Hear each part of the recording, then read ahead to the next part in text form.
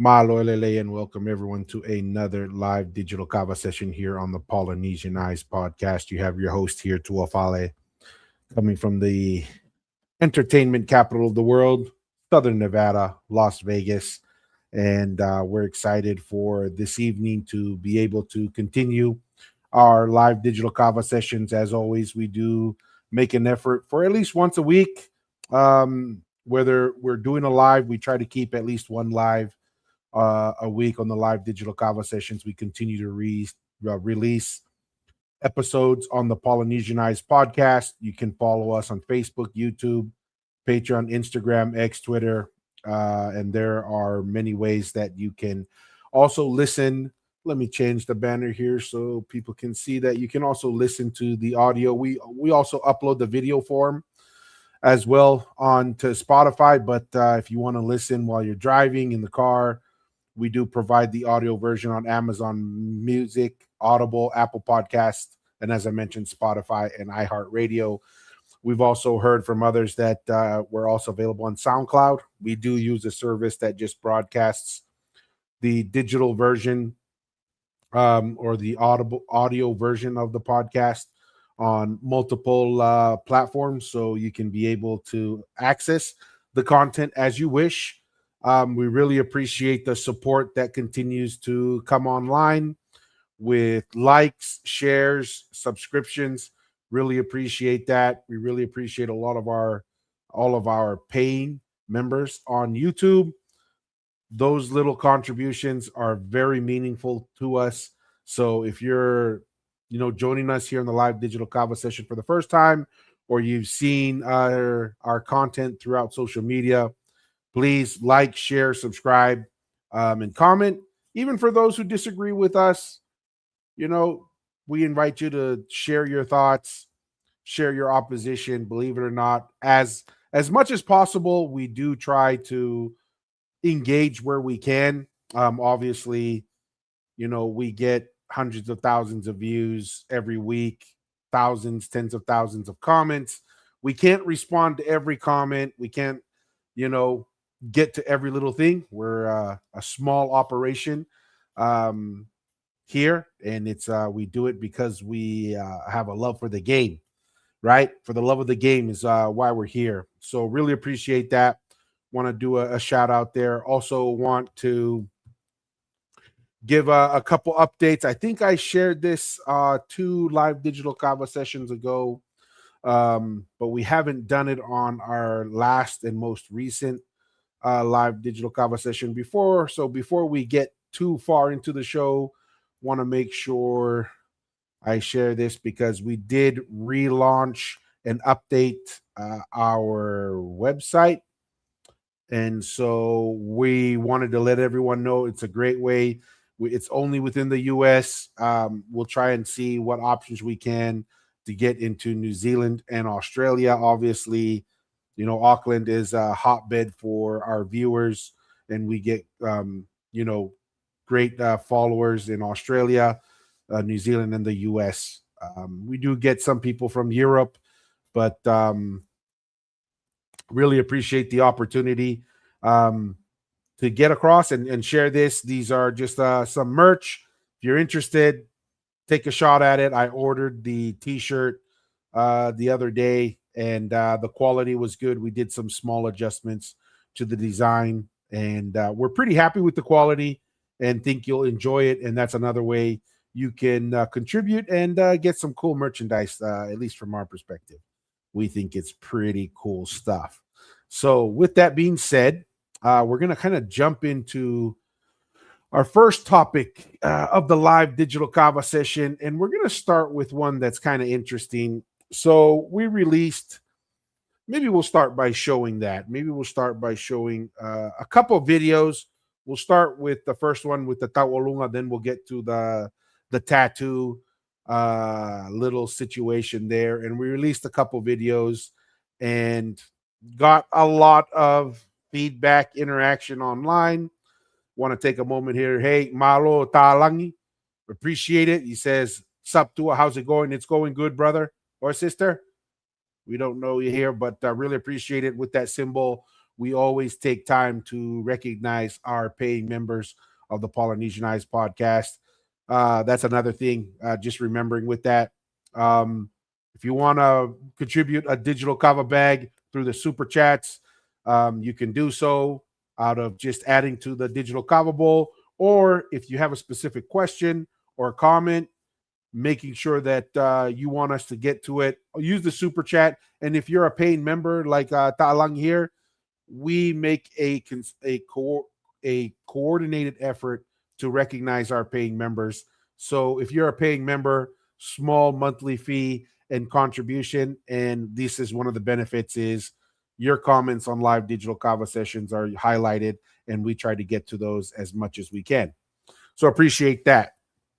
With that being said, there was a video that has been, I think this video, thousands of views, tens of thousands of views, thousands of comments, and wanted to dive into this topic a little bit more, give some clarification. This is from our interaction with Milika Pusiaki and a video that we cut up from that, and really just want to dive deeper into it because there's a lot of things that need to be fleshed out in this topic on the Tauolunga and the Tatatau or the Pea, or Malofia or whatever it is that it's called, and this reveals layers of information and concepts that I think are really important to understand. Some of it has to do with the relationship of Tonga and Samoa. Very close, goes thousands of years. For all intents and purposes, there wasn't an independent nation of Tonga from an independent nation of Samoa. The history between Tonga and Samoa has been blurred through colonization, and also just the concepts of how different strategies in approaching colonization and integrating a new Christian culture with your traditional culture, and the different strategies that were utilized that really show the difference in the approaches of leadership and the culture between Tonga and Samoa. So we'll start with the video itself, and then we'll get into some other videos. Some of the videos I just in prepping up some, I think from the Offside podcast, they discussed something similar. We're going to respond to that.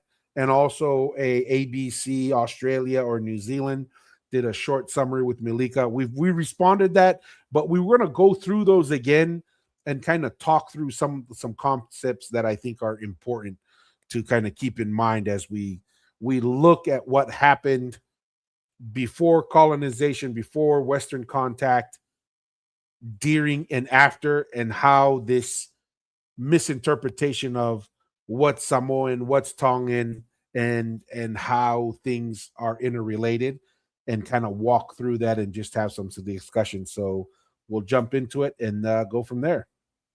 And it's so different from, the Samoan Siva, because they say they glide.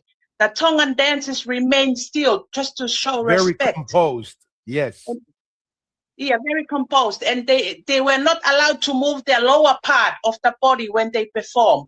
They were only, that's why it's called Tauolunga. It's only the upper part. And this comes from the idea of the Tongan fale.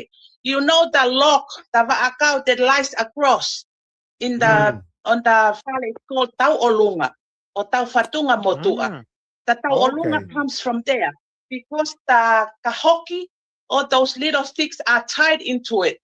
The idea is to take how we teach our girls to remain pure until their wedding day. So the idea of the Tauolunga is to teach our young maidens to remain pure until their wedding day. So all the values of a girl, that's the beams, it's the beam. Yeah, it's the structural beam. Yeah, so, it's the weight-bearing beam. So, I'm just trying to.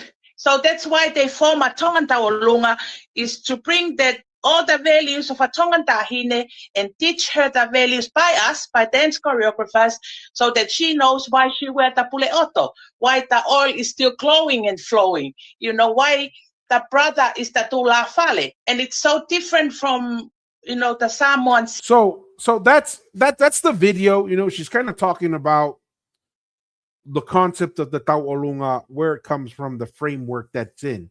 And you can see a lot of the videos here. The Tongan Tau'olunga was outlawed, true. And then it says here the queen has a video herself, which I think it's mostly Pilo Levu. I think Princess Pilo Levu was the one who's saying that the dance originated from Samoa, and this is where Tonga adopted it from.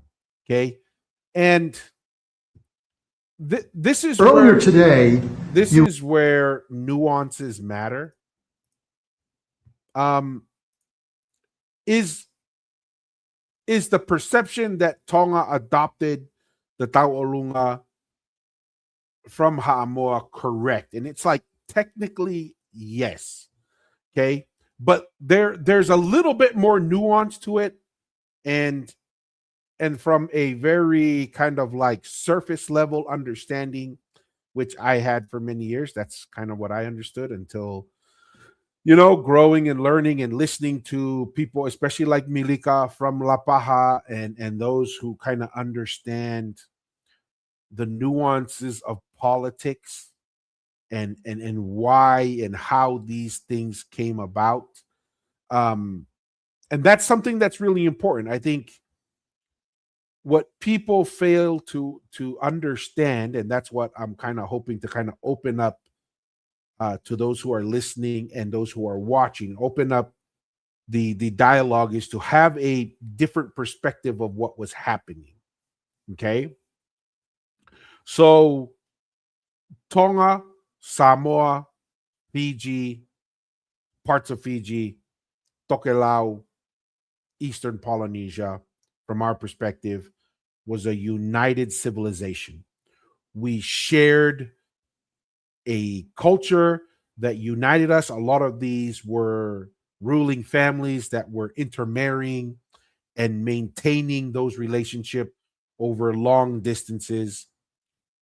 And Tonga Tapu was the capital, specifically 7 different settlements, but the longest settlement was in Mu'a and in La Paja, which, Mu'a, for even many people in Tonga don't fully understand this. When you say Mu'a, you're actually referring to 3 villages, right? Tatamo Tonga, La Paja, and Talasiu. These 3 villages is what constitutes Mu'a. Now, Tatamo Tonga is a part of that, of Mu'a. The Kolokakala, you have La Paja, is really where a lot of the centralized power was. That's where a lot of the residences were for the Tuitonga and many of those that were close and held power, including those who had specific talents and capabilities that were passed on within their family, like Mirika's ancestry, who were, master composers of music, of dance, and all of those things put together, that was being honed over hundreds to thousands of years. And because Tongatapu and Mu'a / La Paja was the center of the Polynesian Empire, the ideas and a lot of the developments of things that were new and interesting eventually ended up there, right? I mean, there are the best of what the empire offered eventually made its way there, and this has been documented. This is not just by oral history; it was documented by Captain Cook for the Inasi when he was there. He visually was there, observed it. He also, for the oral history, we know there's the Inasi and the Polo Polo. So twice a year, people throughout the empire traveled to Tongatapu to give those tributes twice a year. Now, it is not just an exchange of goods. Like I'm saying here, this is an exchange of ideas and of practices. One of those is dance and music. And so there is an integration and a fluidity of ideas, including dance, right? Like there are dances, ancient dances in Tonga that are very similar and has very similar names. And from all descriptions of what these traditional dances, very similar to the dances in Tahiti, in Hawaii, of the hula. Um, and so there are these dances that were common amongst all of the islands. Maybe some of these ideas originated, you know, in certain areas, but they eventually made their way to the capital. It just makes sense. You look at the capital of any empire or country, many times the best practices, the best ideas flow to the capital. Now, we can have discussions on, was there an empire? Was there not? Does it make sense that the Mu'a and Tongatapu was the center of the empire? We can have all those discussions, and we've had them many times. And honestly, we're waiting for someone who would be willing to come on here and present a different position, right? Present to us what are the other options for a capital of an empire, why you believe so, and so forth. A lot of people online say a lot of things. We've invited a lot of people, academics, influencers, self-proclaimed whatevers, right? We've invited them to come online. Let's have that conversation. They're more than willing to engage through the keyboard, more than willing to kind of, react to some of our content. But and we're going to be friendly. We're not going to. We come on, guys. We live in a civilized world. We're gonna, as we tell little kids, use your words. We're gonna use our words and let the people decide. Right? We're out here presenting our position that we feel has a lot of logic, has a lot of evidence behind it, and we invite others to come. Anyways, we're getting a little far from the topic there, but that invitation is open, right? If you're someone who thinks there's someone online that is willing and able to come online to present a different position, please send them to us. We are more than willing to bring them on and talk through that. Now, coming back to the Taolunga. So,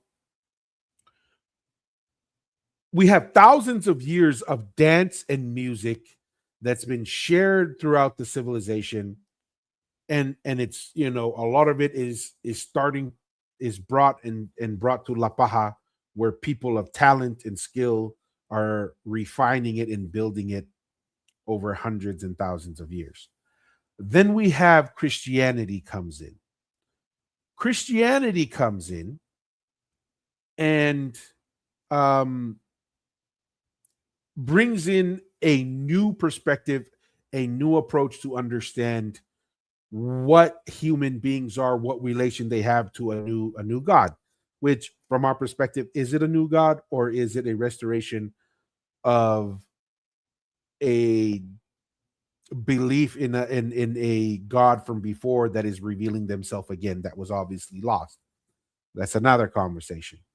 But they bring in this new religion, this new way of understanding God, and the deliverers of this message don't fully understand, and maybe they're right. Maybe these practices were causing moral challenges. I don't know. All right. Maybe they were wrong. Maybe they were overly aggressive and shouldn't have banned these dances. But the reality is these dances are banned, right? And remember, this is, for all intents and purposes, this is a self-imposed.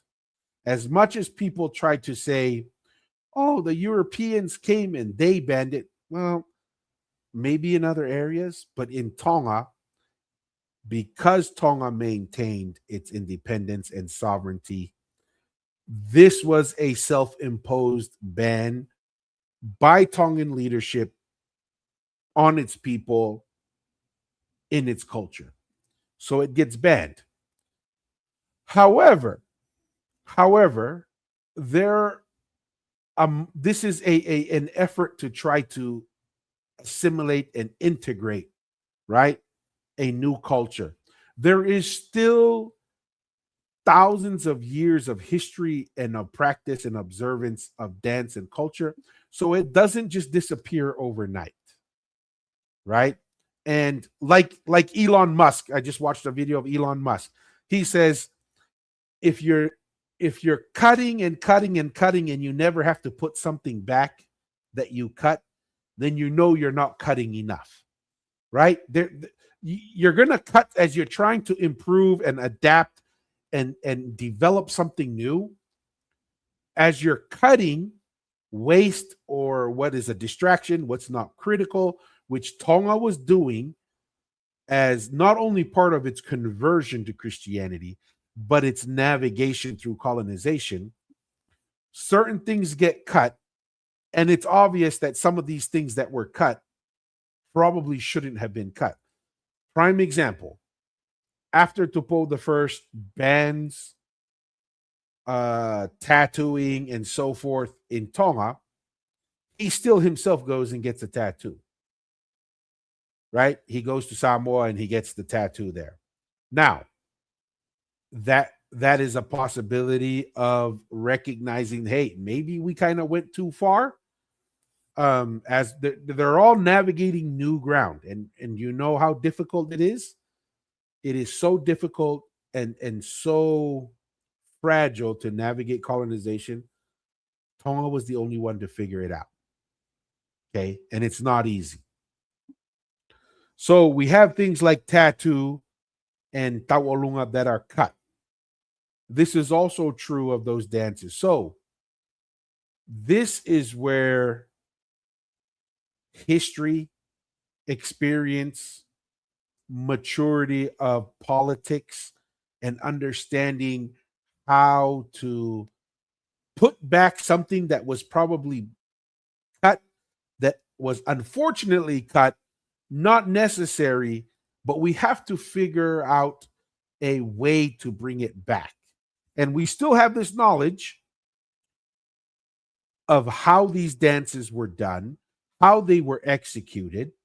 That knowledge still exists, example, through the families of Milika and other Punake families in La Paja and in Tonga, but La Paja was kind of like a hub. So now you're going to develop, how do we restore our dances, right? And you know what's a smart way to do it so that you can navigate established law, Christian beliefs, and to mitigate opposition and disruption to stable society. This is how our ancestors framed it. They said, we see Samoa, they have a dance for young women in groups and in single. To make it palatable to not only just the Europeans in Tonga, but the Tongans in Tonga that have completely embraced Christianity and have gotten to the point where they even see some of our traditional practices as heathen, which is unfortunate, but that's some of the dirtiness of trying to navigate colonization and embracing a new religion and so forth. You say, hey guys, we're going to bring the tauolunga from Samoa, and it's Samoan, technically true. It's borrowing the name. And that is going to be the dance that we introduce, right? That's going to be the dance. Now, then you take that and you go to your punakes and you go to the poets, the choreographers who know and understand the traditional dances and what is appropriate and what represents Tongan history and culture. And you say, structure this to express our traditional dances in this new framework of tauolunga that comes from Ha'amoa. And that's how we're going to reintroduce our traditional dance. You see how kind of skillful that is? Can you appreciate the skill? You don't come across this type of smooth or silky navigation of tension, navigation of politics, navigation of religion, navigating even internal tensions, and really introduce something that restores and maintains the cultural and the tradition of the people without rocking the boat, so to speak, or disturbing and making waves. It's actually quite it's a genius way of operating. And that is how Tonga was able to maintain its independence. That is how Tonga was able to navigate colonization. That is how Tonga was able to identify something good in Christianity, something good. And like I said, there is a real possibility in my mind Christianity was not bringing something new. It was reawakening a knowledge and a truth that Polynesians had in their DNA, and especially in Tonga, of a God, of a way of viewing the world that rang true to them, right? And when they did that, they had to navigate which part of our history that is aligned with this new approach and religion that we can restore. At first, we had to cut. Just like if you take over a business and you're trying to turn it around, you got to cut, and you got to say, what is our core business? What is the most important part of our business that we need to maintain? That's what Tonga had to do with many of our practices in our structure. And like I said, in that effort of cutting, there were some things that are inevitable when you're trying to be as efficient as possible. And as Elon Musk says, when you know that you're cutting at the right level is when you have to put things back. The taolunga and the tattoos seem to be something that even within Tupo, the first lifetime, he gets his tattoo, he is starting to show through his actions. Maybe that was something that we were overly aggressive on.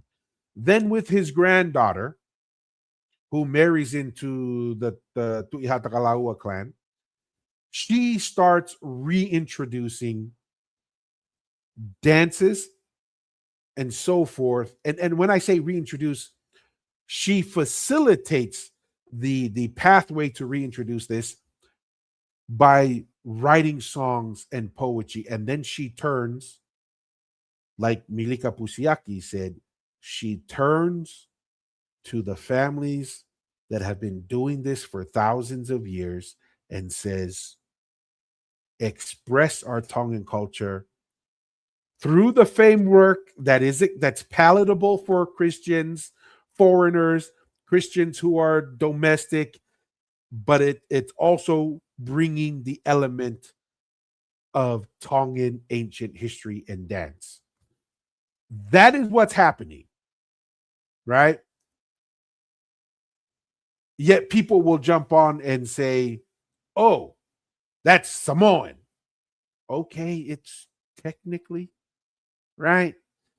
But if you're technically right, then you're also technically wrong. We're going to walk through and just going to talk. Let's go through night. Like I've given that spill. We're going to walk through some other videos of Milika. She's going to talk about it a little bit. I also found a video of the Offside podcast that talks about it a little bit. And so we're going to kind of go through some of those videos. Let's start with the video by ABC that kind of talks about this. And like I mentioned, Milika, we released an episode on the podcast that we had an interview with her. It was great.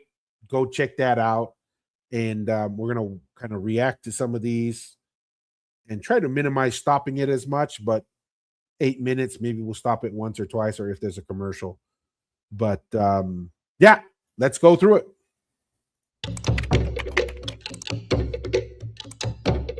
This is the Tau Olunga, one of Tonga's most recognisable dances, usually performed at events by young women either solo or in a large group.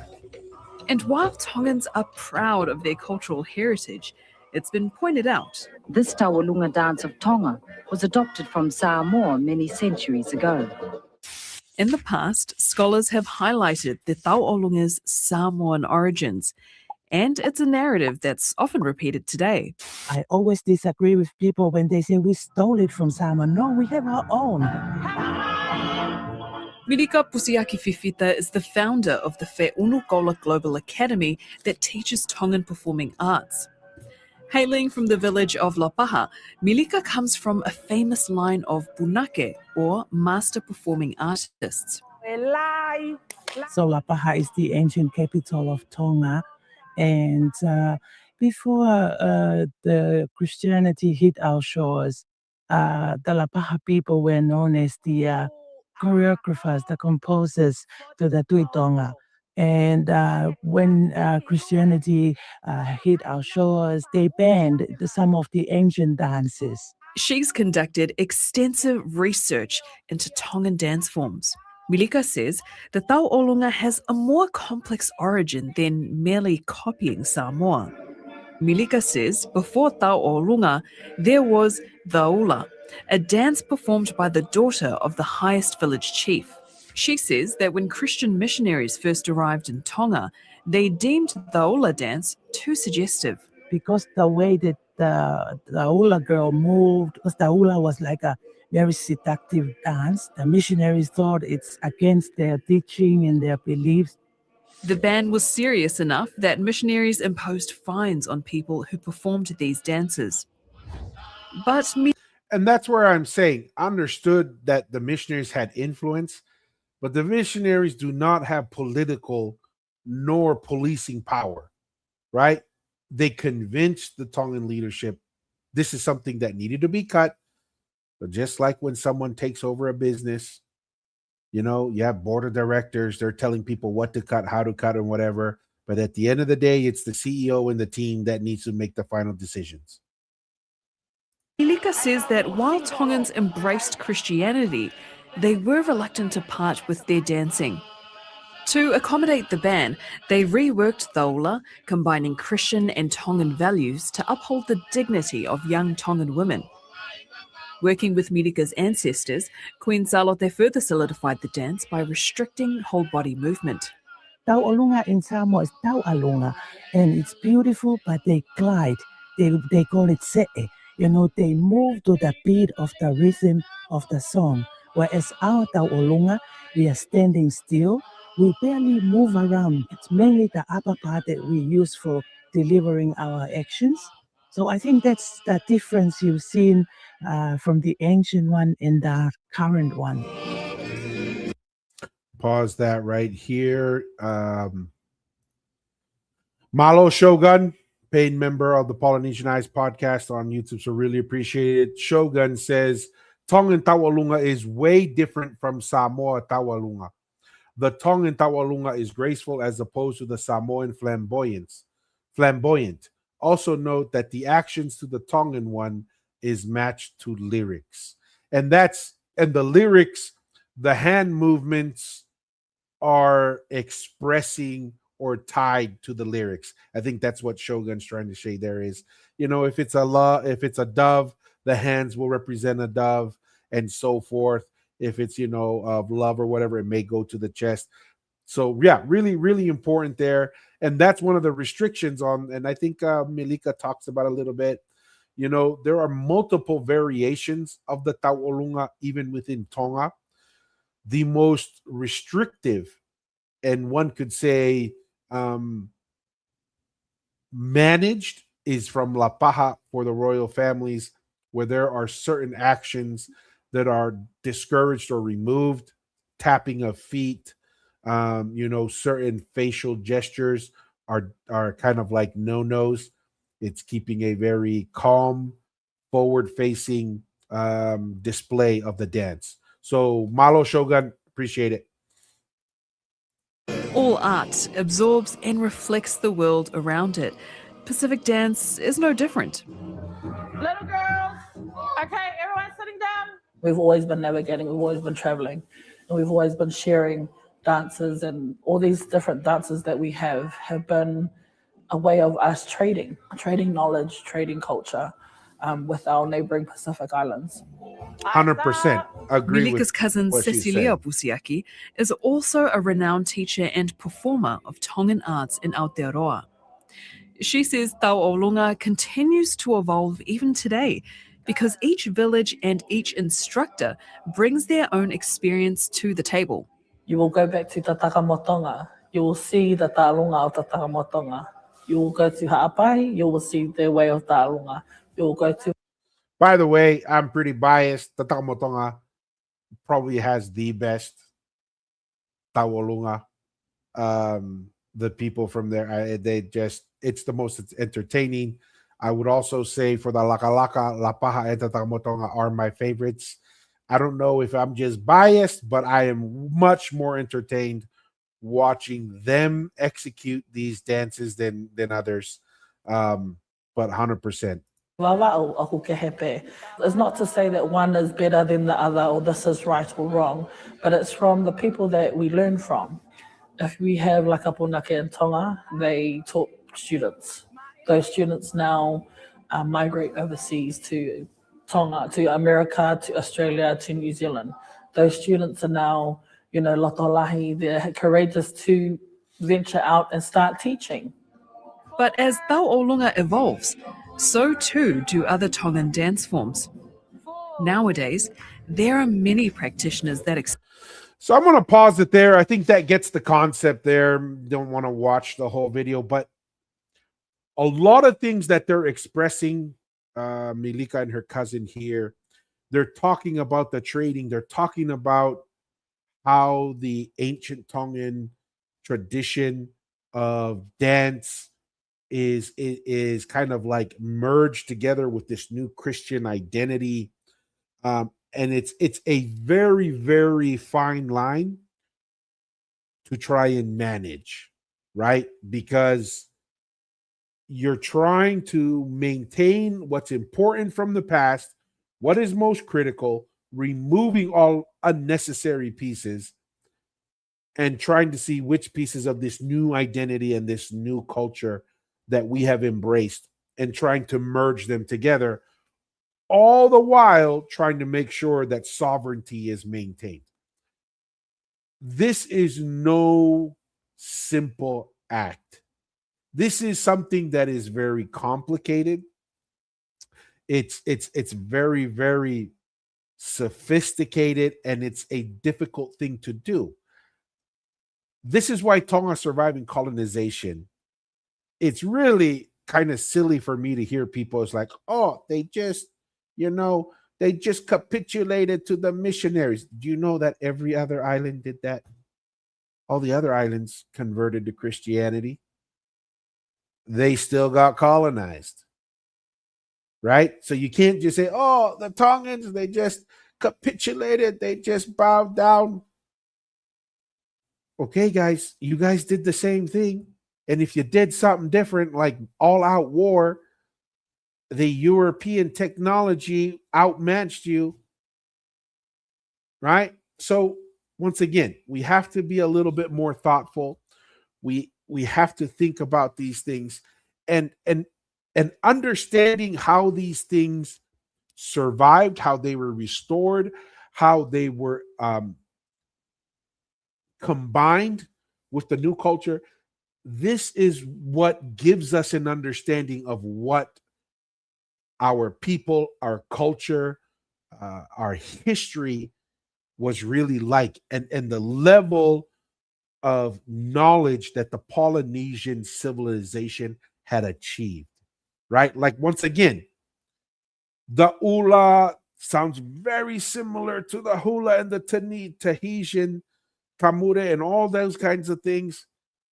Oddly similar, very, very, enticing to say the least. Those things are managed. This is, like I said, these are ideas, these are practices that were shared amongst all of us. And it just happened that a lot of those ideas and practices initiated and started eventually made its way to Tonga. So with that being said, I happened to come across this video. This was not initially in my plan for the show today, but I haven't watched it through, or if I did, I forgot, but this was new and I came across it, wanted to kind of see, this is what happens when you have a surface level understanding and interpretation. And I'm not blaming them. They don't know what they don't know. I didn't know, right? Until you understand and you get exposed to what's happening behind the scenes and the how and the why things are the way they are. It changes your perspective. So I'm not trying to say, oh, the offside guys, blah, blah, blah. No, they're probably doing the best with what they got. And we're trying to bring new ideas to the table and just give our viewers and our listeners a different perspective, something else to consider than the narrative that's out there. Okay. Let's bring this to the stage. And let me see.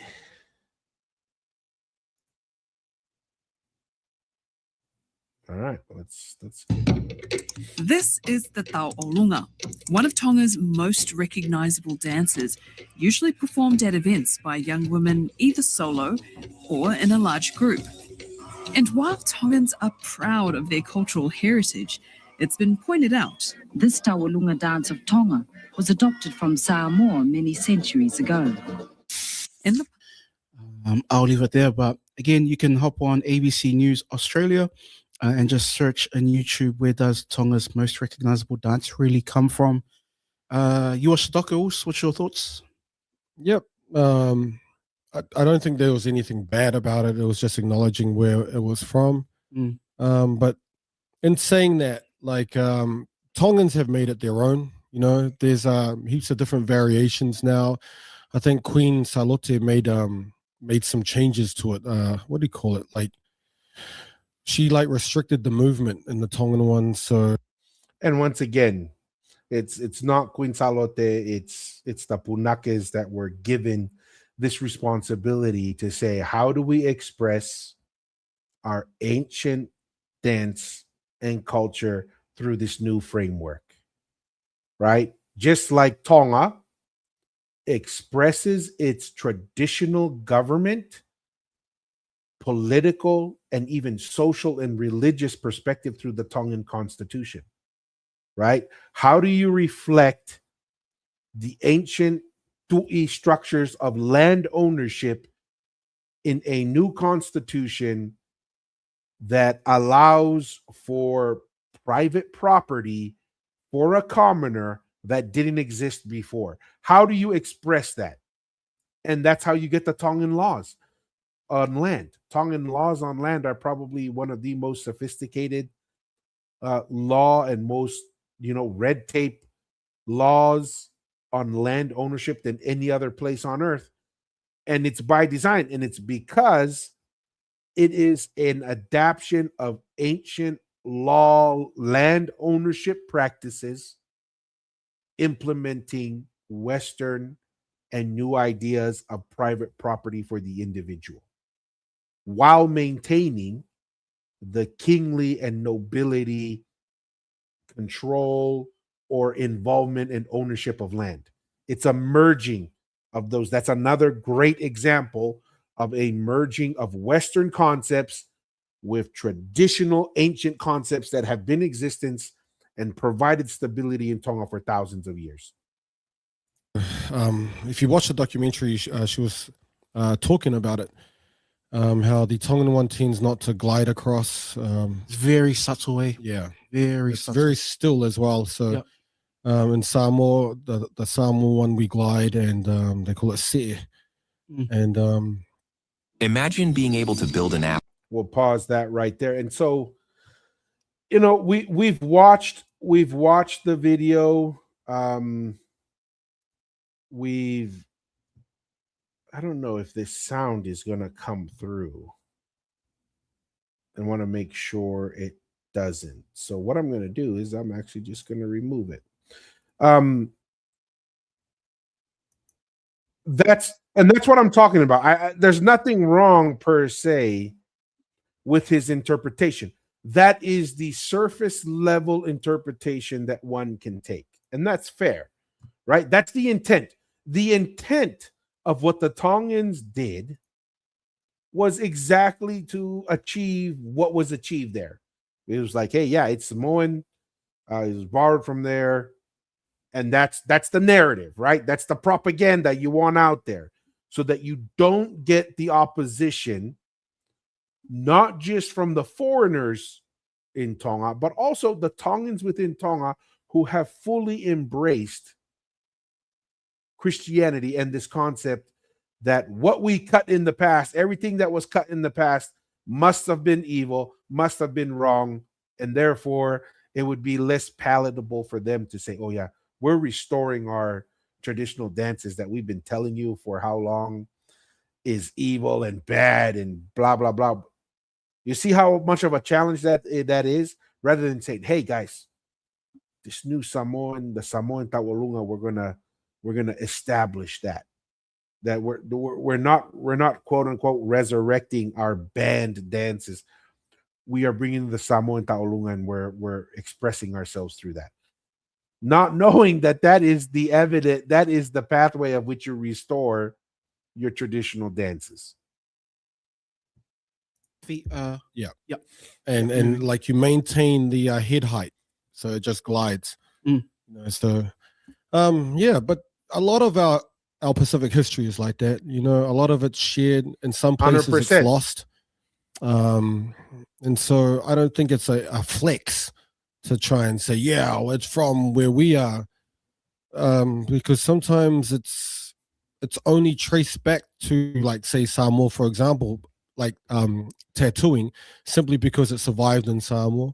You know what I mean? And especially in the past where Samoa and Tonga are not different. It's just the same people, same culture. We never viewed each other as different. So it's not like Samoans are gonna try and say, this is from us. No, it's not about that. And I 100% agree with what he's saying there, right? That we were one people, we were one civilization, we were one, like, political, social, religious structure, with some variations in between because there's different environments, different geography, different preferences, different weather that you have to make certain adaptations. But at its core, it's the same thing. Like he said, the tattooing, the dance, a lot of, we're interrelated. There's Tongans living in Samoa and Samoans living in Tonga.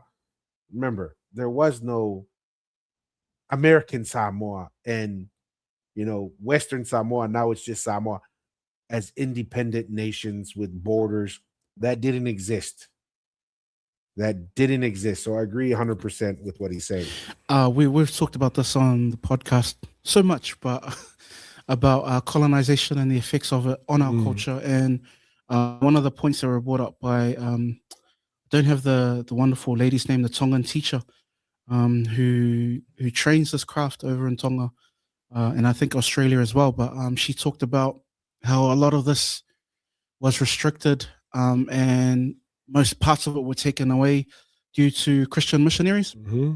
And just it's becomes more interesting for me when it's coming from elders in our community. Right. They recognize it, because I think sometimes our people are very proud and very stubborn, and we tend to kind of discard anything to do with the faith of our people. And so I guess your thoughts on this, because you've touched points on tattoo being taken away from us, our language being taken away from us, and then even dance, where Tongans, it kind of feels like they've had to rebuild it. Yes. And a lot of the dance all around the Pacific was banned, banned in the Leeward Island codes, banned in the Blue codes in the Cook Islands. Dancing was banned everywhere. The Po Siva in Samoa, the night dancing was banned.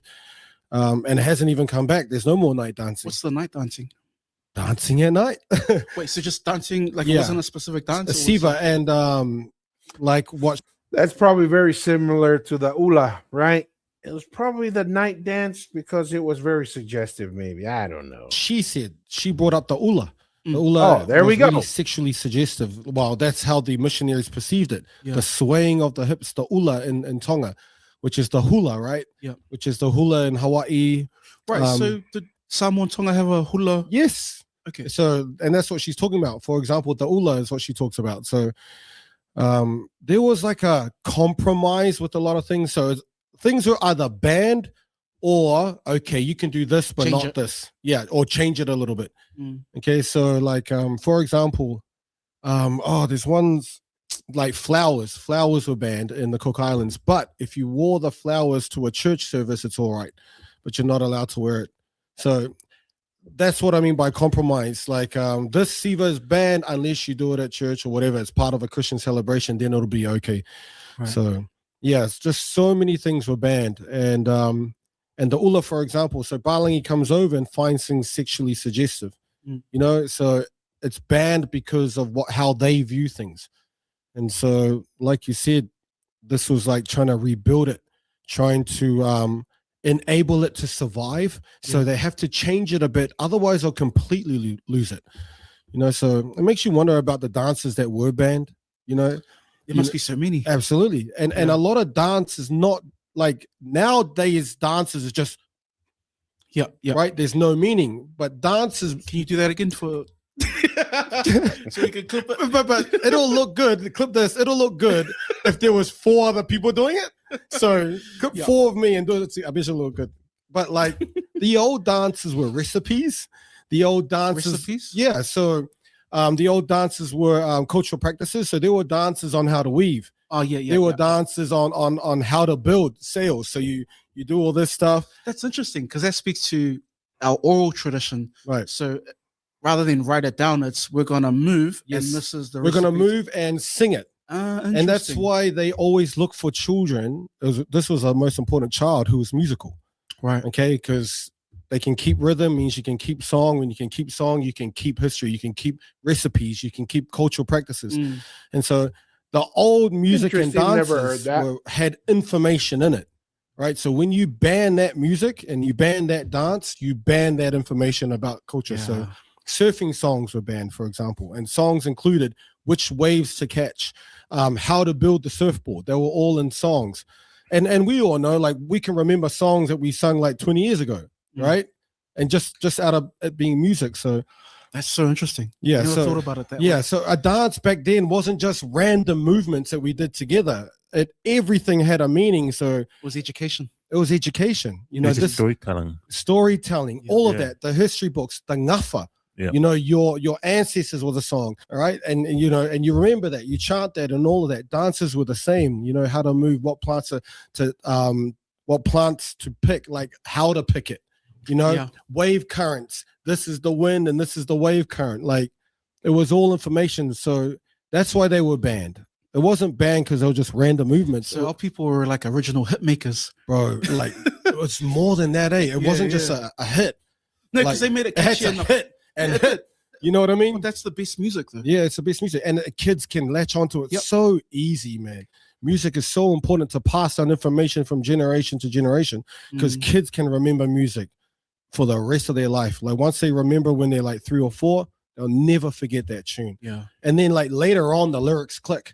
You know, oh shit, it was talking about that. So it's this coconut because in the song it says rah, rah, rah, you know what I mean? Yeah. Even now they take the song of Taiman Tila Whainga and they try and translate the song as to where is the tattooing from. You know what I mean? Because that song had information about Taiman Tila Whainga. Oh, they mentioned Fiji in the song. It must be Fiji, but it's actually Fiji. But see, in that one song itself, you know, the information, every song had information, every dance had information. So if you want to destroy the culture, destroy the songs, because the songs are these things that hold all the information. Yeah. And so they banned it. And honestly, I don't know if the missionaries banned it because they thought oh, we got to destroy this knowledge that they have. They may have sincerely thought it was demonic, right? It's just misinformed. You know, sometimes you think you're doing a good thing and you end up just messing it up for everybody. And then some things survived, right? And then they also had to change things in order to be allowed. For example, the tattoo, you know, the Samoan tattoo, they say it's for the chiefs, right? But when the colonizers came, it wasn't for chiefs, it was for everybody. So they compromised. Okay. Let's not ban it. Let's say the chiefs, only the chiefs get it. See, and that's something interesting, because when we, and I don't know, maybe it's different levels of chiefs or not, but tattoos were not for everyone. It was, like I said, the first contact, multiple first contact accounts with Samoa, the highest chiefs never had tattoos on them. And they even explain why, right? Because they're achy. They were told that they were achy and therefore their blood was sacred and they could not be tattooed, because part of tattooing, you spill blood, and that was a taboo, right? It was sacred, and that's what made them high rank. And they would notice someone getting on was of high rank if they had no tattoos on them. So in a sense, was it for everyone? Yes. Maybe that's how Samoa kind of justified it, and they moved it, was to say that for the chiefs, but that would be changing tradition to some extent. I don't know the details of Samoan structure for their chiefs, but for a real high chief, getting a tattoo was forbidden, even in Samoa, from the firsthand accounts. You know, so, you know, it's not just our people who have had to survive, it's our culture that's had to survive. And our people have been able to sort of like, you know, just change it a little bit just to get past these fucking palangis who want everything banned. And sometimes they successfully ban everything in Tonga, for example, like the tattoo, but it survives somewhere else in Samoa. And I think that's a great segue here, because we're going to have a conversation about, you know, tattooing as well, right? And let's Malo Shogun, paying member of the Polynesianized podcast, he says, God forbid the Tongans claim Tatata, which is likely to have originated from Tonga. These people will clutch at their pearls if we claim it. And that's what I think is hilarious, right? Somehow, if Samoa claims it, it's okay. But if Tonga or someone else were to claim it, then all of a sudden, oh my gosh, you are so disrespectful. And I was like, am I being disrespectful, or am I asking questions, legitimate questions? When the oldest tattoo kit comes from Tonga, when many Europeans document Tongans not just having tattoos, they had variety of tattoos, but also pe'a tattoos as well. Pe'a-like, right? It's slightly different, but very similar. And if we say that, then that's a problem. So appreciate that, Shogun. That's something that we see and find interesting as well. Is that kind of like inconsistencies is what I'll call it. And so what I want to do next is I'm going to go here and I'm going to try and find this video on the next one, because the other video that we've gotten a lot of pushback on, I just think it's hilarious, is a video that we put on for tattoos and how people have reacted online, kind of like what Shogun says, of if we bring up evidence or so forth that the tattoo, the pe'a similar one, may have existed in Tonga, and that, you know, it's a fair question to ask, did it really originate from Ha'amoa? Maybe it is, maybe it isn't, but I can tell you this, it isn't singular to Ha'amoa. This is something that was practiced throughout Polynesia. and at we know for sure Tonga practiced it, and people get frustrated about it. They kind of like freak out. So I'm gonna bring up the video and then just kind of react to it a little bit. So this is from one of our episodes. Once again, tens of thousands of comments, a lot of them negative, which we appreciate anyway, because that's still a positive interaction for us. But anyways, let's watch what this video is saying. They say that the Tahitians are saying that's Samoan tattoos, but it's not. And here by Erville, the French guy, it's Tongan. Once again, there's a little prime example, right, of what we're talking about.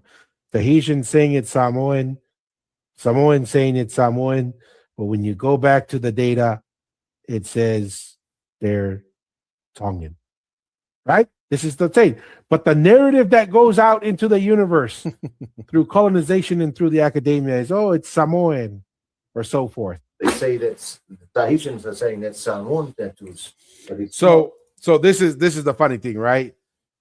We get all this pushback of why would you trust the Westerners? What are we trusting besides they saw the tattoos in Tonga, right? And they drew it. And they're trying to understand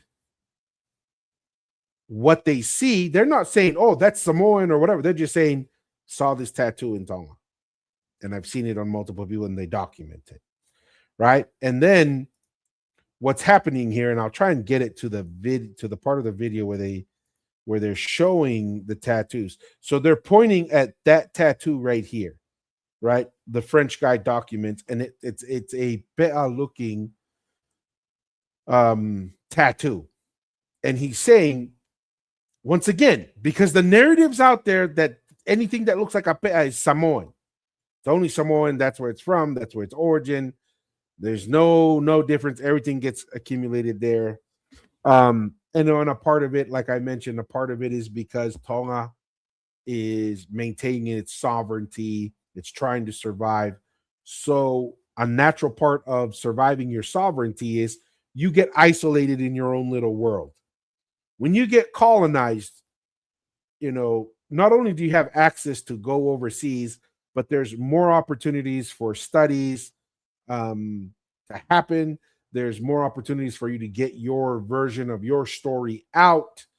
And Tonga doesn't get that. And it's a fair trade.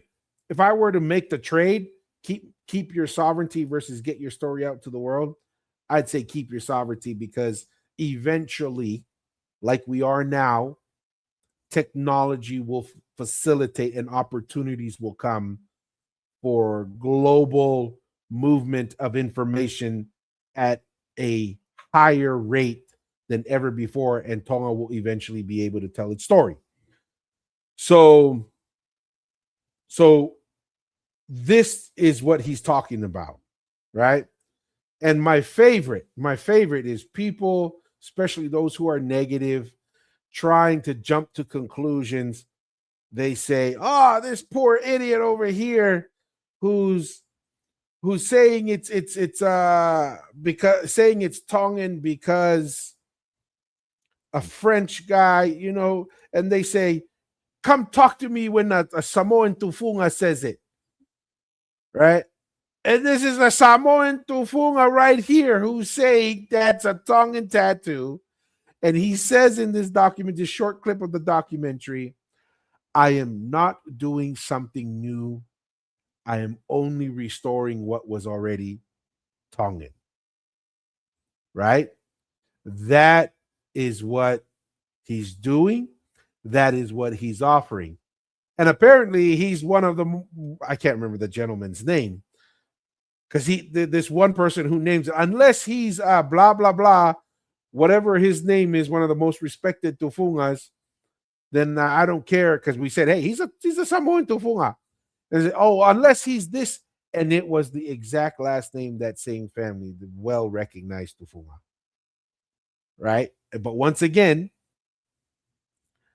the narrative and understanding the history that we are more interconnected than people understand and are willing to accept. And to open your eyes and your mind to understand there was way more travel, way more exchange of ideas happening in the past than we think. And this idea of a independent Samoa, a independent Fiji, especially on the eastern and northern sides of Fiji and the rest of Polynesia, that didn't exist. We were a unified people under the Tu'itonga, right? And many of the best, if not all, the best ideas, the best practices were consolidated into the capital.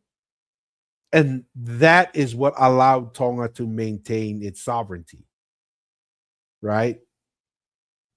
And so that is what we're trying to kind of express here in the ideas and in the concepts. So that is, I think, is what's going to close out that portion of what we're going to discuss. We're going to turn our attention to a couple other things here. Is first, we're going to talk about New Zealand rugby, some of the news that's going on with the Moana Pacifica. Unfortunately, the Moana Pacifica is going to be phased out in the beginning of next year. Malo, Mel, really appreciate it. We always recognize Mel as one of our very first supporters from the very beginning. Really appreciate it. She says, Malo ni tua, Malo ni Mel, appreciate the support. So this has been a discussion that we've had a few times.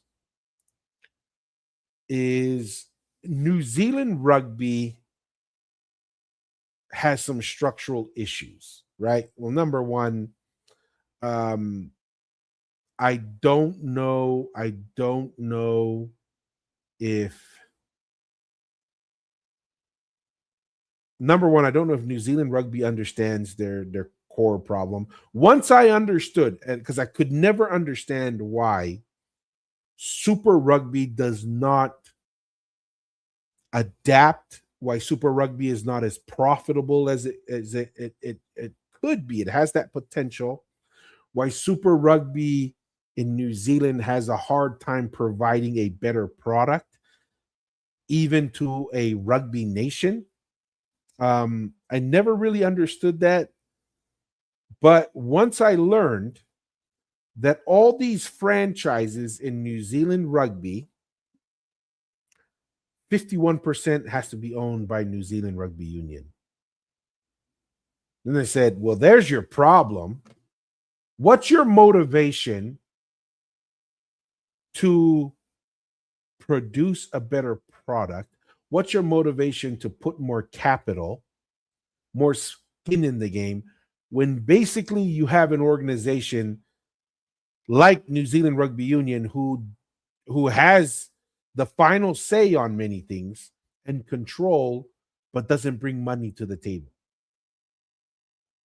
That is I don't care how much money there's out there, that is a flawed business model. And that explains to me why New Zealand rugby can't even fill out their own stadiums, right? This is why the New Zealand Warriors in Rugby League provides a better experience, has a much stronger and dedicated core group of fans than a lot of these clubs in Super Rugby.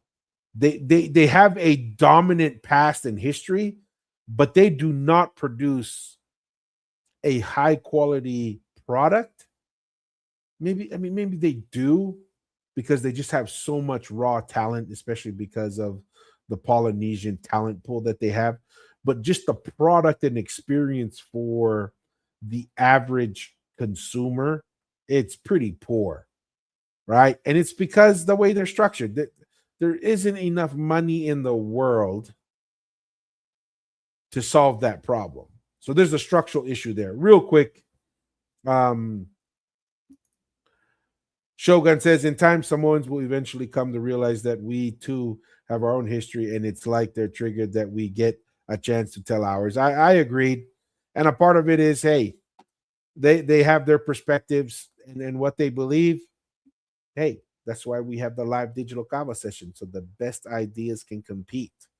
And once again, we are more than willing to host someone with a different perspective to bring ideas and concepts that are different than ours. You know, we don't even have to debate it per se. We can just have a conversation, get that information out, and let the viewers view and think and make their own decisions of what they think is the truth. All right. So with that being said,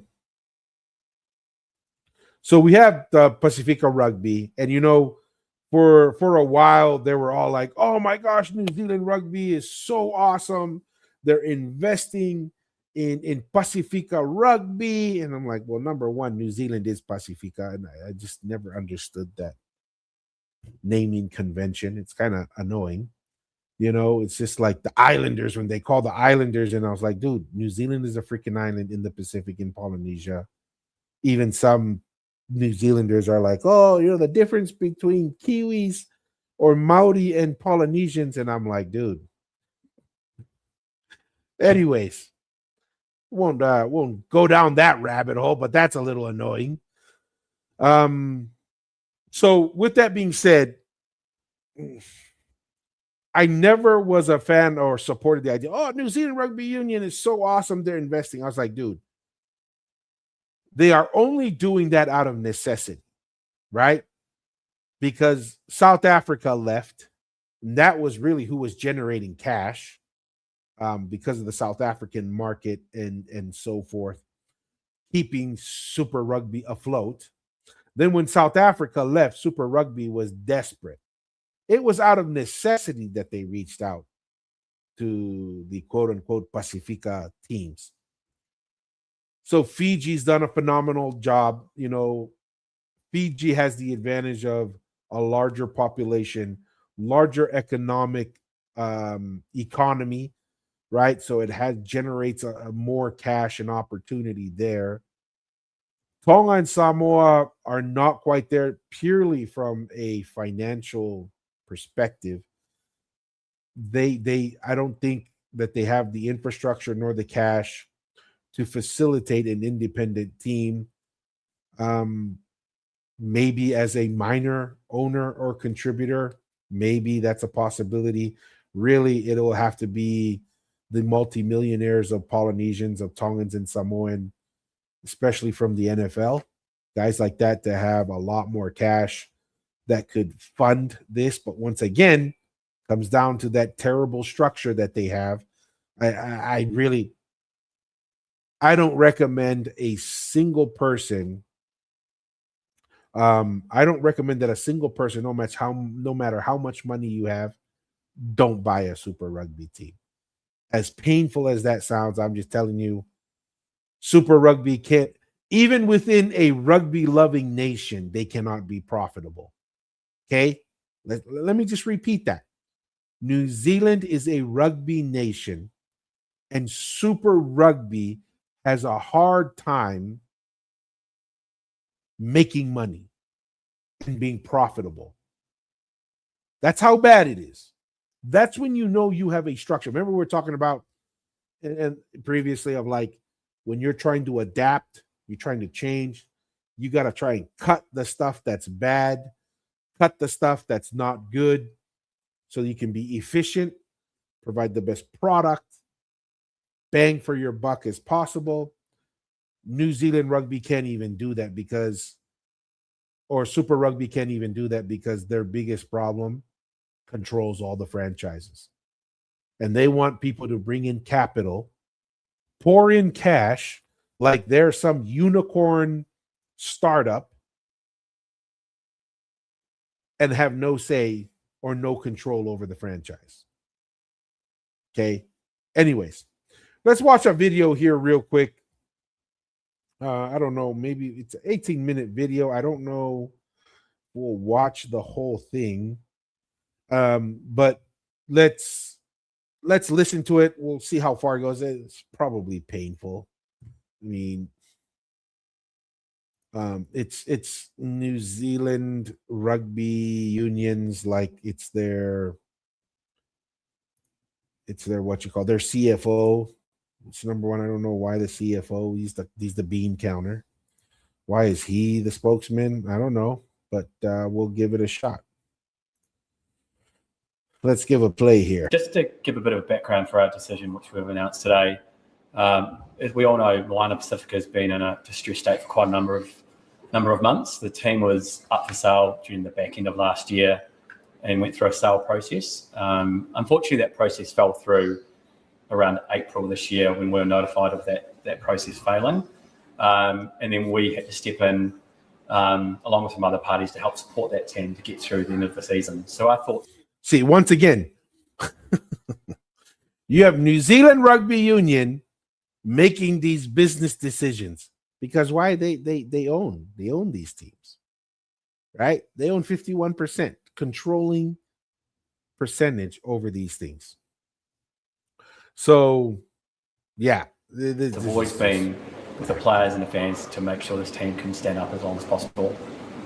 Throughout that process, then we kicked off a proposal process to get expressions of interest for parties to have a proposal to take forward the team into 2027 with an initial deadline of the 15th of May. However, unfortunately, through that process, there's been a number of parties that were part of that. And we set some really... I don't know about you guys. His body language to me, like he's covering up something. Doesn't seem confident. Maybe that's just too much of the American in me. And his body language, he's fidgeting. It just kind of tells me it's like he's just going through talking points. Something's going on in the background, which I wouldn't be surprised. Like maybe they just didn't want the Moana Pacifica team. There's a lot of bad press sometimes, or at least what I've seen. Moana Pacifica team getting stuck places, didn't even get hotels for them. You're right. And it's like, and these are the guys that are in charge. This is the controlling partner here.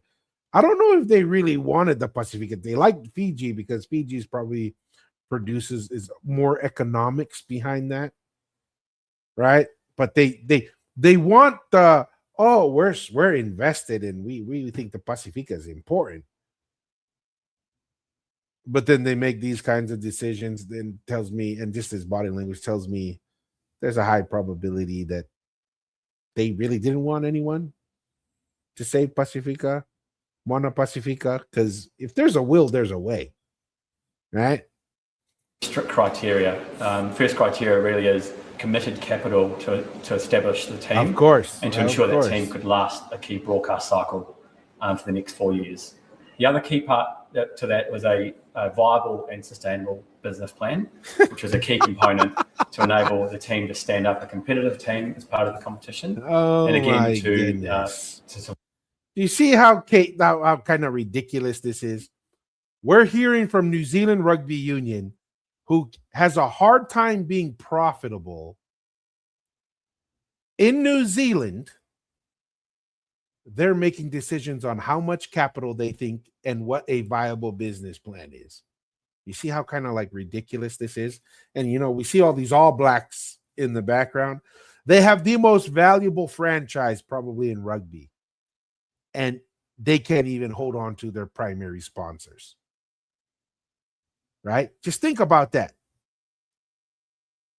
We have the All Blacks, the most recognized franchise rugby team in the world, and they can't even hold on to their main sponsors, right? They were having issues. They were like, oh man, we're going to go into bankruptcy because we don't have this. And then you have the New Zealand government coming to, save them. And this guy has the audacity to say, yeah, we didn't like the amount of cash that was being brought. And, we reanalyzed the business plan. It's like, dude, you're the last person that should be making a decision on business plan. Let me give you a suggestion. What's his name? Does he have a name? No, it doesn't have a name. Mr. CFO of New Zealand Rugby Union. Go and hire a third-party firm, preferably from the United States, to come and do an analysis on the business structure of Super Rugby and New Zealand Rugby Union and give you an understanding of what you need to do to optimize the huge resource of the All Blacks and the huge resource of Super Rugby that has so much potential that you guys are dragging in the dirt. Right? This guy, like this guy, I don't know. Survive through to a minimum 4-year period and in essence perpetuity as part of our license for Super Rugby. Through that process, there are a number of bids which we're really excited about the level of interest in the competition and parties that are interested in acquiring the license. However, it really came down to a key criteria of that committed capital and a time frame to establish that capital to stand up a team for next year. Look at that. You say, oh man, there's a lot of interest, but nobody's willing to put up the capital. Well, the interest is not that high if they aren't willing to put in the capital, or you just don't want a team. I mean, which one is it? You can't come here and say, wow, there's a lot of interest, but nobody was putting up enough money. Money is a representation of interest. High interest, lots of money coming your way. Low interest, no one's going to meet you at your expectation unless you don't want a deal and you just want it to die. Right? And honestly, it's probably good whoever was putting their cash there is like the black hole of money pit of New Zealand Rugby Union and Super Rugby. Not a fan. We're really thankful for the engagement from NFAT and Minister Peters as part of that process, which came towards the end of that proposal process. However, with our committed timeframes, with a hard stop required as of today to launch the competition and stage the competition for next year, no confirmed capital has arrived at this stage. So we're left in no real position other than to announce that there will be no continuation of the licence for MP for the remainder for 2027. Look at that. We do want to reiterate this guy's not, that's zero confidence. To Pacifica Rugby. This guy was forced to step out here and say this. Completely open to CEO, COO were like, let's send the bean counter. Let's send the bean counter to go out there. Yahweh. All right. Talangi says, thank you. Paying member of the Polynesian Eyes podcast says they should start playing American football. They'll probably have more chance in the NFL for the guys putting in the work for our entertainment. I see 424 over here. If I got talanoa that American football is safer than rugby. I played both, college, high school. The football is more dangerous than rugby. I'll tell you right now. Okay, football will mess you up, your mind and your body, much faster than playing rugby. Right? This is why the NFL guys their bodies are torn up, man. Their bodies are torn up. Rugby guys, yeah, they survive, but it's because in rugby you have a healthy respect to your limits, right? Without the pads, F2, FO, or whatever your name is. And you're saying that, oh, we got all the helmet and the gear and the thigh pads in football makes us safe. It's like, no, dude. It gives you a false sense of security. So you go out on the football field and guys are absolutely reckless.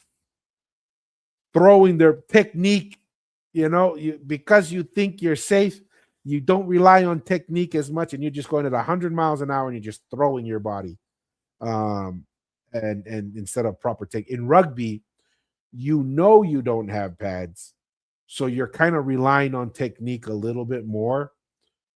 and not being overly aggressive. You approach, you use your shoulders. In football, we were using the face mask. I mean, we were taught, it's changed it a little bit because of the concussions.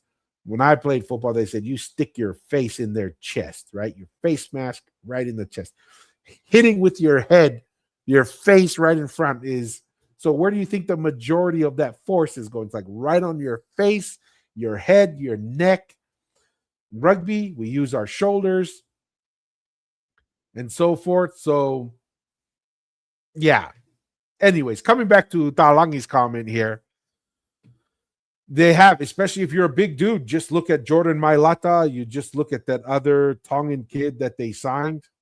You're a big dude. You try and find that pathway to the NFL, right?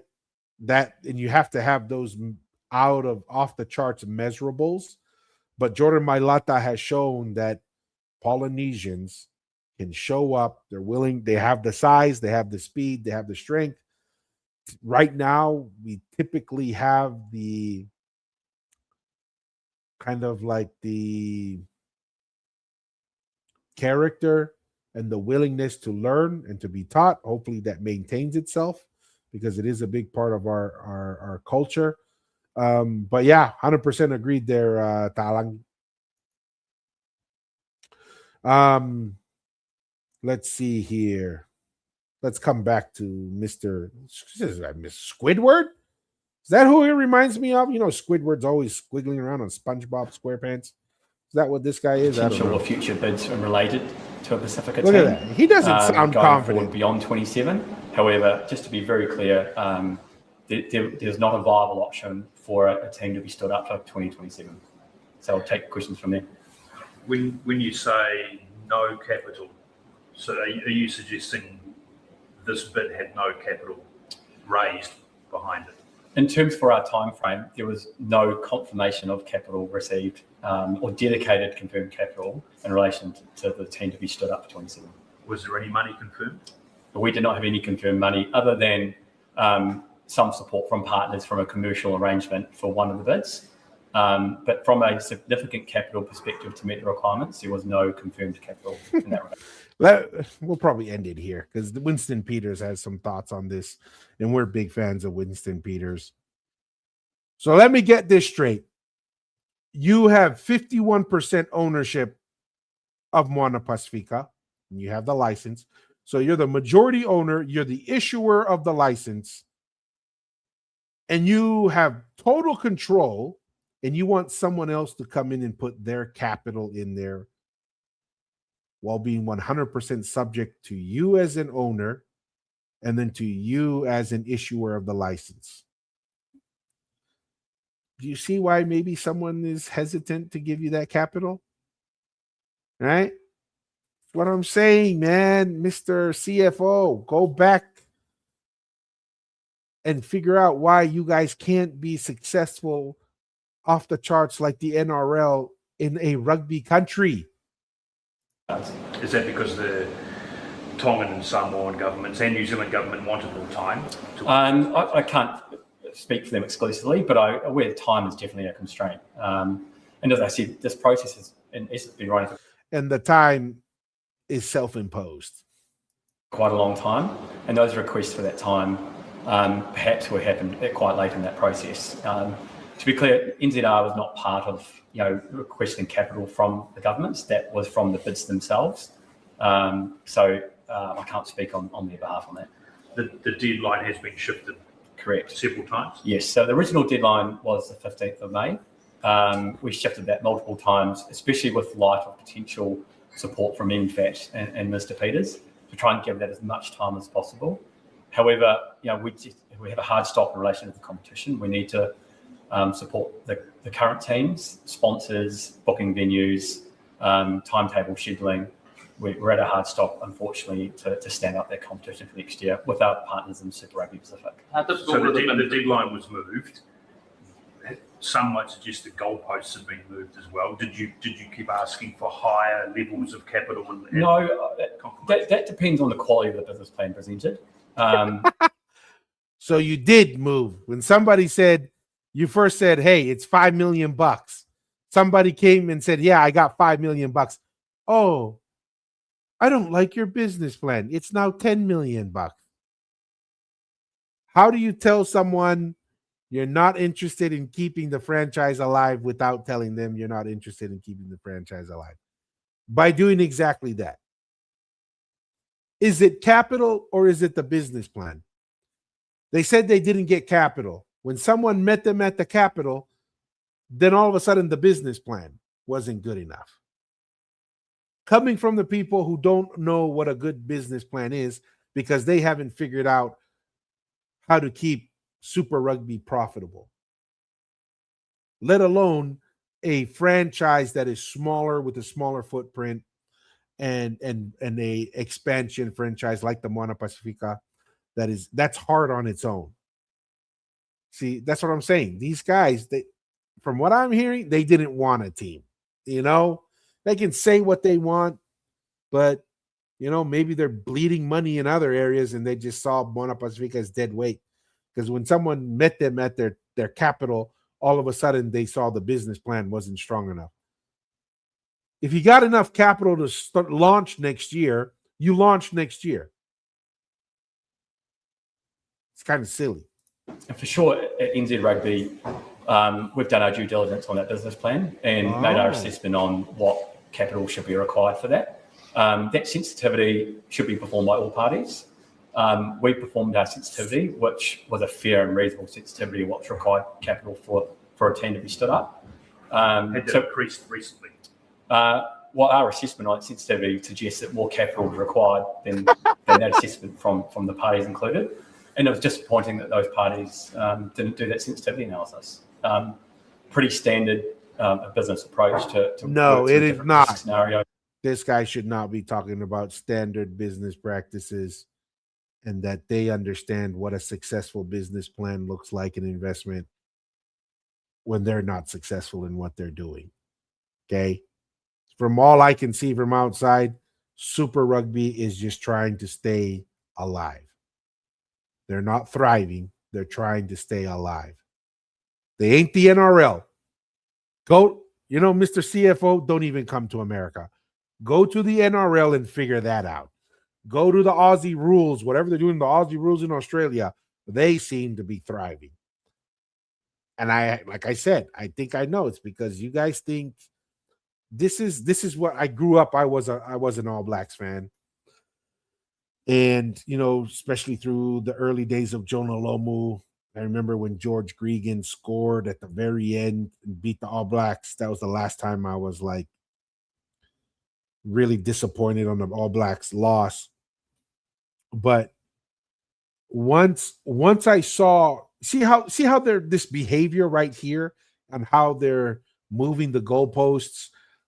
There is no, hey, if you come in with $5 million, this will give the team a runway for 1 or 2 seasons. We can work through it, right? Nah, these guys are like, oh, $5 million. Oh, you meet us at $5 million. Oh, well, actually, for you, it's $15 million. People are like, what are you talking about?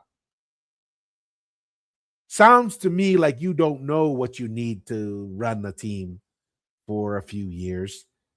And therefore, you don't know what that price is, right? I don't know if he knows that he's like really revealing how idiotic it is. But anyways, my point is this same thinking is what made me not an All Blacks fan, because that's how they treated Samoan, Tongan, and Fijian players, right? They treated them that way. They used them as disposable and used the rules to their advantage. Okay, great. You use the rules to your advantage, but don't come and tell me you're pro Pacifica. When I growing up as a kid in Tonga, I was like, man, Peter Tuipulotu and some of these other guys, they're going to be great. They're going to be great All Blacks for the World Cup. You bring them up a year or two before the World Cup just to drop them so that they couldn't go play for Tonga, Samoa, or Fiji. And then you're going to come and tell me you're about building Pacifica rugby. This is baloney, right? Moving the goalposts, manipulating the rules in bad faith, really just to save their own necks. and then have the audacity to say, yeah, there's a lot of interest and we care about Moana Pacifica and blah, blah, blah, blah, blah. Like, no, on your modelling. So it's entirely reasonable that capital requirements were in excess of the original view. So given the lack of capital, did it actually become quite a straightforward decision in the end? Yeah, in the end, it's actually a really, well, it's not never a straightforward decision in relation to a team. We have all intent purposes to try and stand this team up for the long term. And as I said before, we remain really open for establishing a team on the right sound commercial footing and standing for the long term. The time constraints just meant that the ability to stand up a team, in essence, a less than 2-month window with established capital, a viable commercial plan, lined up sponsors to support that business case, meant that it made it very difficult to grant a license to a team that didn't have that capital in place. Had that part been raised this week? Did an ultimatum be issued? Well, in the end, it's up to the parties with the bid to come up with the credible and sustainable capital for a bid. And they hadn't done that? No, we've not seen that capital. No, it's up to you guys. Okay, this is what we call leadership. This is what we call taking responsibility. It's up to you to say, here's the cash we need. Here's the commitments we need to make this work. Not, here's the cash, here's the commitment. Someone meets you at the cash and the commitment. And then you say, oh, actually for you, it's this and that. No, man. You don't know what you need. This is why it's probably a good thing. Whoever met them at the cash earlier, you dodged a bullet with these guys. You dodged a bullet with these guys. But in essence, any business or any bid, you should be doing a sound commercial analysis of your risk to your bid. And our analysis of that would suggest that more capital would be required than was initially proposed. Could you say how many bids were serious? I'd say there are 4 serious bids, but in terms of standing up bids for 2027, it was left down to one real bid opportunity for 27, and that was the bid we're working with with MFAT and partners to try and get over the line. But as I said, as of today, there's been no confirmed capital in relation to that bid. You're the finance person as such, but we have to ask, what about the players, the staff? There's a number of players who I guess have got nothing for next year, and so.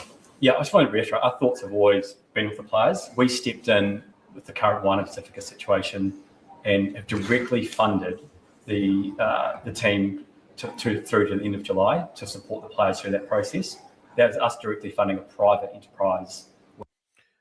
You did that to save yourself from the embarrassment of having a team fall flat and maintain the schedule. Don't come like, oh, we really cared about the players. If you cared about the players, you would have took the cash on the first cash level that you said was necessary to fund it for the next year. Which wasn't able to meet its obligations. So from an NZ Rugby perspective, our thoughts have always been with the players and looking after them as best we can. We also have to take into account the wider stakeholders of NZ Rugby. We don't have an empty checkbook. We've got a provincial union, a community to support. We have the game to support, and we don't have an open checkbook to support a private enterprise or private teams. Just confirming that support will end at the end of July? From an NZR perspective, yes, we're not going any further than that. You said some of those bids were keen to take a team into a new market. Can you sort of give me insight into those new markets? I think some of that might have been reported in the past, but there is obviously the core markets of Samoa and Tonga, and the license not big enough. Not big enough. Is directly associated with Samoa and Tonga. So hence why this process was the extension of the current license. In future, for a future team, as I said, we remain pretty excited with the amount of bid interest and potential options for a team that could be somewhere within the Pacific Rim.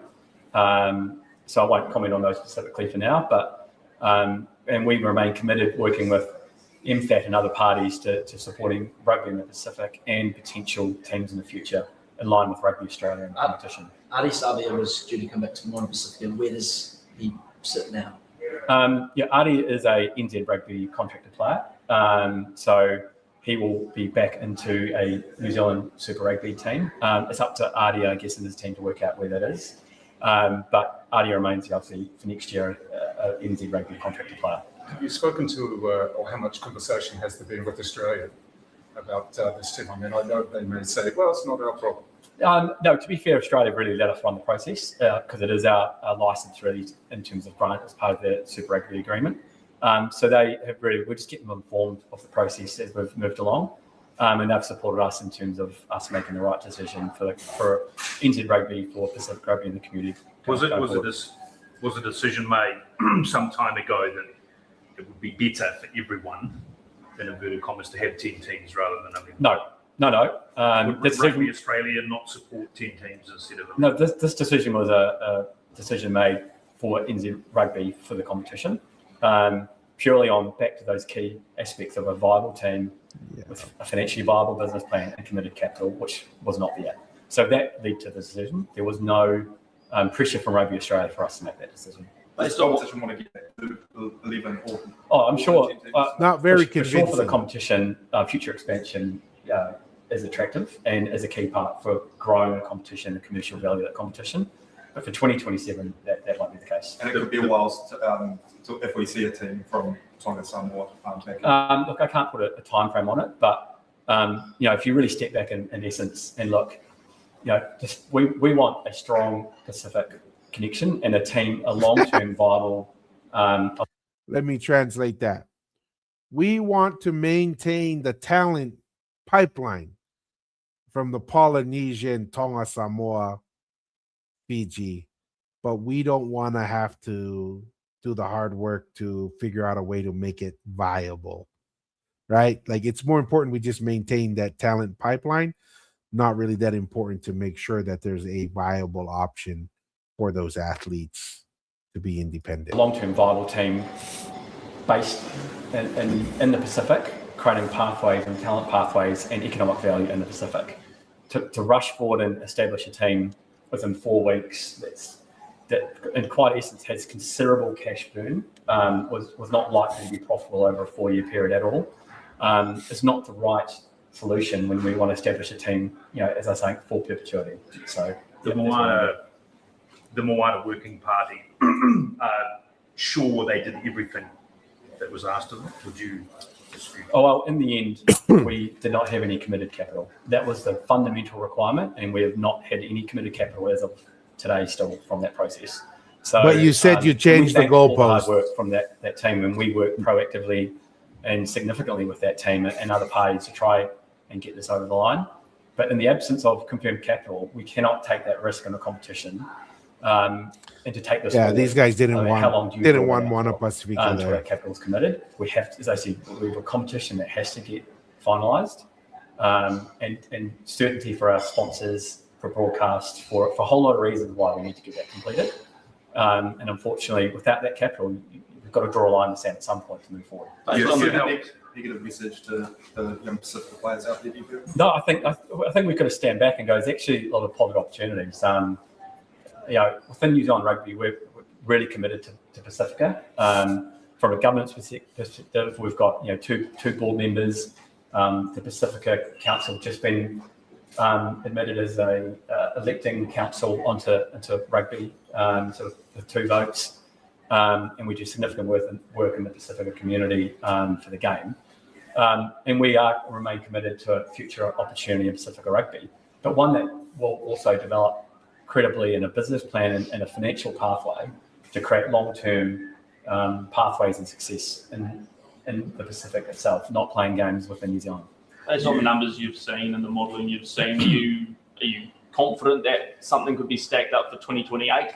There was actually a number of bids, and to be honest, you could take parts of all of them and put it together and come up with, over time, a compelling case. And I think that's how we have to look at this going forward. So there is a commercial model there, but of particular interest would be a partnership with government and private. That would be ideal. That's probably the best thing he said. While supportive, is can never be guaranteed forever. So you really want a mixture of government and private ownership or support into a team. Especially for Tonga and Samoan teams. Of support that can last longer than a a cycle, that's for sure. NZR had to help bail out the Hurricanes last year. Are any other teams in strife? No, not that I'm aware of, no. They will run at losses though, some of them? I haven't got the final outcome of that. Homeboy just spent, 13 minutes talking about you have to put together a good business case. You got to understand the numbers. You got to understand all these things. And then he can't even say whether, we know it sounds like the Hurricanes had to be bailed out, right? Year or two ago. Now they're the champs. Did the Hurricanes win? Yeah, I think the Hurricanes won. So they had to be bailed out, and now they're champs. And he can't even say, yeah, our teams are profitable. Do you know if the commissioner from the NFL were to say something like that, everybody like, oh, yeah, they're losing money. And that's exactly, I think I've had enough of this guy and this kind of his discussion there. It's just the reality is they're losing money. Even their established brands are losing money and have to be bailed out. Yet they want to say, we know how to analyze what capital is needed, what a viable business plan is, when the All Blacks sometimes are going to go bankrupt, and New Zealand Rugby Union is going to go bankrupt every once in a while. Yeah, not buying it. This guy is doing his best. Maybe they sent him out there because they're like CEO and the COO are like, yeah, send the CFO out there because we want this to be a financial decision. When in reality, we just don't want a Pacifica team, right? 11, odd number, not a large market, not going to get a lot of viewing rights, television rights out of them, even though they probably had some of the more exciting crowds in joining in there and really have the audacity to say, well, we really care about Pacifica. Nah, you don't. Like, freaking don't pee on my leg and then tell me it's raining.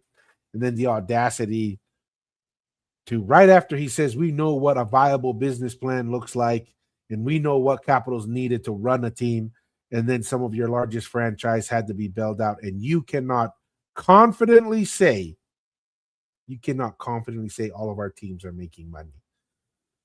Yeah, I think that's going to be a hard pass. I hope whoever is thinking about it, hey, if you got lots of cash and you just want to burn it, you just like owning a team, you're a billionaire and you just got a ton of money for the love of the game, yeah, go buy a New Zealand franchise, But remember, this is the people you're dealing with. These are the people that are deciding whether you can be a part of the organization. Oh, and by the way, they're the controlling owner of the organization, and they make up all the rules on how the game's played and what's going to happen. Yeah, I wouldn't say I would be excited about owning a franchise in that competition. So, with that being said, what we're going to end the night is some, reactions to some of, with the FIFA World Cup going on in the US. A lot of people are coming to America for the first time, and they're in Europe, quote unquote, first world countries. And I visited a bunch of countries in Europe, and I was thoroughly unimpressed. It's cool history, like the old buildings. Cars are small. Everything's expensive. Gas, a lot of places I was at didn't have air conditioning. A lot of things like that we just take for granted here in America. You go to a place, restaurant, you don't get refills. Just a lot of things. You go to a gas station, you got to pay to use the restroom. A lot of things that we take for granted, but it's, people came to America. There's a reason why America is number one. So we'll kind of end the show here, kind of watch some of the social media posts that people have brought online. Let me bring this up. This is so big. Slow down. The World Cup is finally in America, which means thousands of Europeans are currently touching down and having absolute existential crises over our daily lives. There's another bench, and it's not vandalized and broken and destroyed. If that was South Africa, gosh, I've seen I wouldn't be able to walk through videos with this guy by myself, reacting holding to a pair of glasses and a cell phone. We all know that. But then you get here, and you're completely safe. Completely safe. I mean, there's, like I say, there's women everywhere walking completely alone. There is people walking everywhere. There are women walking alone with fancy handbags, jewelry on, glasses on. They're not being harassed, nothing. Then right here, you've got a park, clean and tidy. Wait till they find out how much money we spend on high school sports. There's honestly no way that this is normal. Look at this. Like, this is a high school stadium. What? What's funny is that's a decent one. You go to Texas, $100 million stadiums, right? It would make a Mr. Super Rugby over there. He would die to have some of the high school stadiums that Texas high school have for a Super Rugby. Look at the amount of seats in this place. So I've been to Walmart already, and it's huge. But what is this? It's Costco. This is even bigger than Walmart. I'm way too European for this. I'm not able to understand. That's huge. Why is it so big? Refill I can soda. refill this 1,000 times. Yeah, but you won't drink 1,000 cups of You don't know me. And it's free. You paid for it. You paid it. Once. Bro, slow down. Slow down. Yes, please. Thank you. I'm in paradise.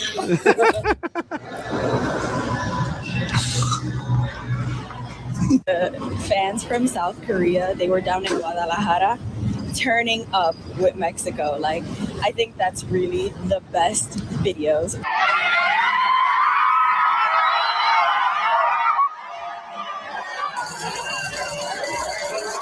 So that's in Mexico, not the U.S.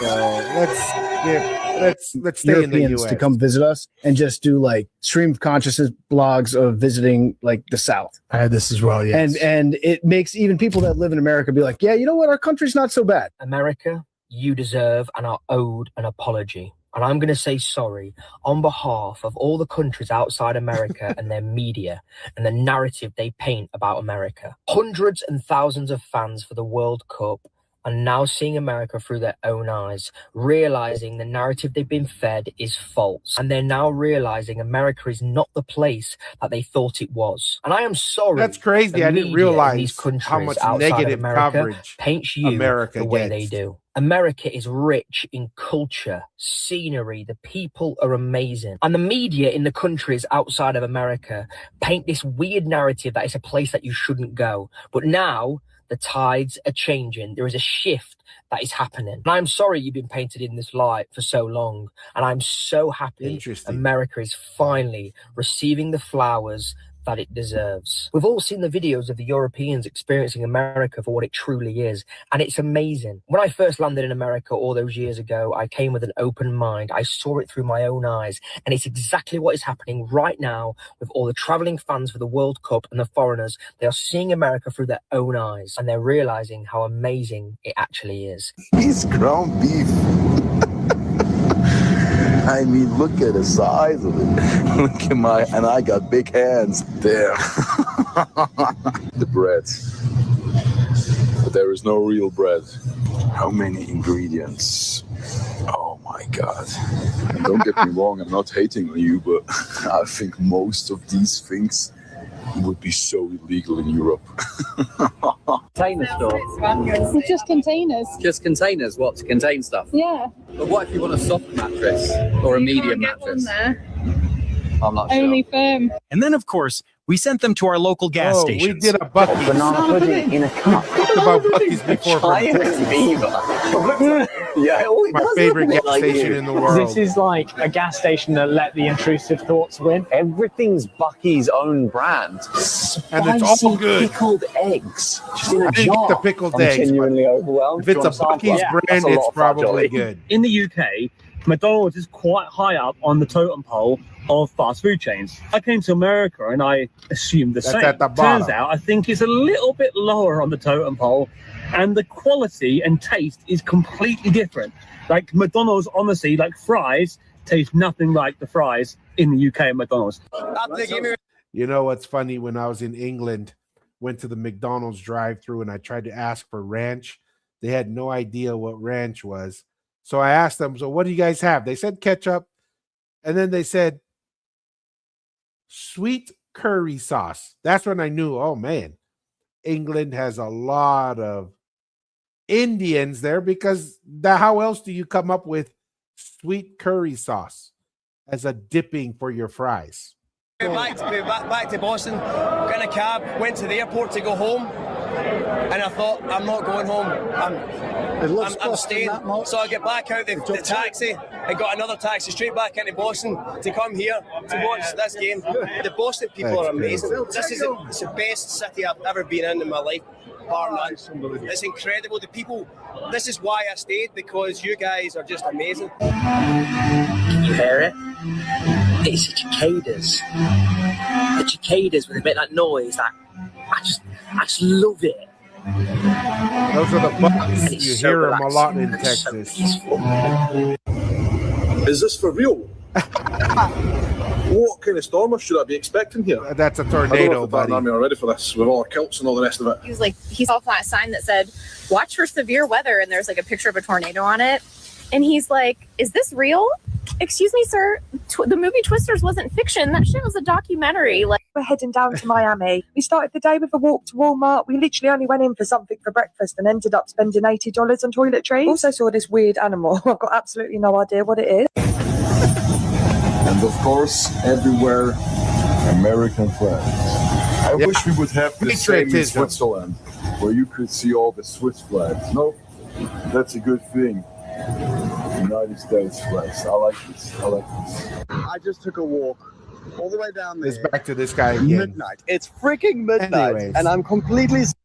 The point is, just like the narratives that we hear about tattoos, the narratives we hear about Tawalunga, right? Just because you're told something and you hear it a lot doesn't always mean it's true or accurate. Hey, UTOL, pay member of the Polynesian Ice Podcast, says Malo Toko. Hey, appreciate it, UTOL. Appreciate the support, Malo Opito. So, once again, you have all these Europeans, these people outside of the US. They get the media, the coverage. Oh, America is terrible. You know, the people are rude. It's dangerous. You know, it's just terrible. It's a terrible place to be. That's the same like hearing a lot of these narratives of our Polynesian history, different parts of our culture, how we navigated through European contact. And we just assume that just because we heard it often, over and over and over through the years, that is the truth. That doesn't mean it's the truth. And you got to come in, think for yourself, listen to different ideas, see what makes sense, and then explore, right? And come to your own conclusions. That's what we do here on the Polynesian Eyes podcast. This is what we do on live digital kava sessions. We bring ideas, we bring evidence, bring logic, bring whatever you can bring to the table, throw it out there. Let's have a discussion and really just explore what the evidence is, what the possibilities are, and then everyone makes up their own decision on what they think is the truth and what makes sense to them. With that being said, we really appreciate everyone's joined us. Appreciate all our paid members on the Polynesian Eyes podcast. Appreciate all the support. As always, one of the simplest things you can do to support us is a like, a share, a comment. Goes a very long way. A subscription, and we'll close it out with what we always say: be bold. Don't be afraid to ask the hard questions, and always, always stay curious. Till next time, peace.